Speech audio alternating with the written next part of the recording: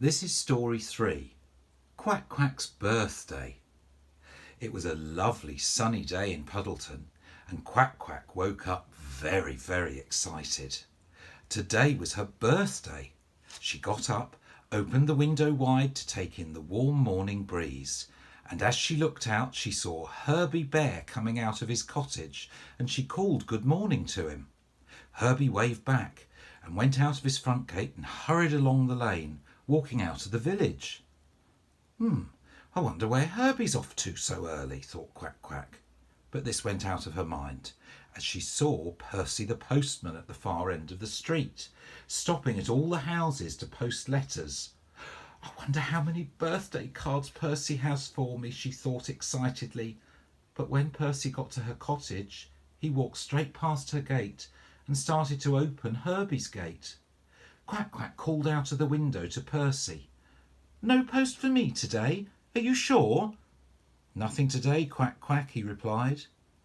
Quack Quack felt dismayed. No birthday cards on her birthday. That was just terrible. Why hadn't she got cards from Monty and Matilda Moose, or Bert and Ernie the cheeky monkeys, or even her best friend Herbie Bear, who'd mysteriously hurried off earlier? Perhaps they'd forgotten, she thought to herself, and went downstairs to have breakfast. Later that morning, Quack Quack walked down to Matilda's shop to get her newspaper. But when she got there was a sign on the door. "Closed for today." That's not like Matilda to close the shop, thought Quack Quack. Well, I hope she's okay. I'll pop down to Monty's garage, as he'll know where she is. She walked a bit further down the lane to Monty's garage and was about to knock on the door when she saw a note pinned to it. "Closed for business today." Well, that's strange, thought Quack Quack. No Monty or Matilda. I wonder where they are. Quack Quack made her way home to Drake Cottage and glanced over towards Bert and Ernie's house. But even they weren't to be seen. "Oh, well," thought Quack Quack, "I'll make myself a nice cup of tea and have a slice of sponge cake." She sat out in her garden on a deck chair with a nice strong cup of tea and a plate with a generous slice of cake on it, and enjoyed the warm sunshine. And within half an hour she'd fallen fast asleep. The telephone started ringing in the cottage, and Quack Quack woke up with a start. How long had she been asleep? She quickly got up and ran in the house to answer the call. It was Matilda Moose.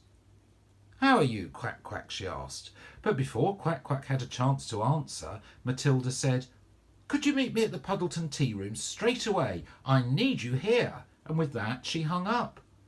Quack Quack was mystified. Matilda had closed her shop for the day and now needed her to meet her at the tea rooms. Well, she'd go there straight away, and with that she dashed out of her cottage and made her way down the lane.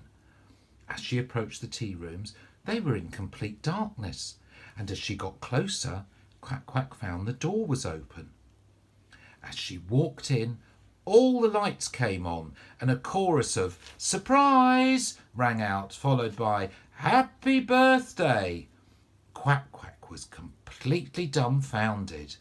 "What's all this?" she said, seeing the smiling faces of Monty, Matilda, Herbie, Bert and Ernie, and also her friends Otto, Larry and Percy from the next village of Lower Puddleton.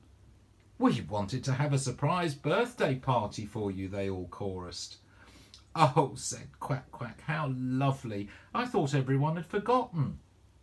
"Of course not," said Matilda, handing Quack Quack a tower of birthday presents and cards from them all. "We've been secretly preparing this all day, and that's why my shop and Monty's garage were closed, and why you've hardly seen Herbie. And we made sure those cheeky monkeys hid from you because they can chatter away. Herbie went to the supermarket this morning to buy all the food for your party, and we've been preparing it all," said Monty with a big grin on his face. The table was groaning with delicious-looking food. "How wonderful!" Quack Quack exclaimed. "Now I really feel like it's my birthday." And with that Bert and Ernie, with a cheeky little look, appeared from behind Herbie, carrying a huge cake with candles on it. Happy birthday to you, they sang together. Can we have some cake now? They slyly asked, eyeing the beautiful chocolate cake they were holding. Oh, yes, of course, everyone must have a big slice, said Quack Quack, and thank you for all my wonderful surprises. With that, she blew out the candles on her cake, and everyone started to tuck into all the delicious food. And Bert and Ernie had themselves such large pieces of cake that they could eat no more.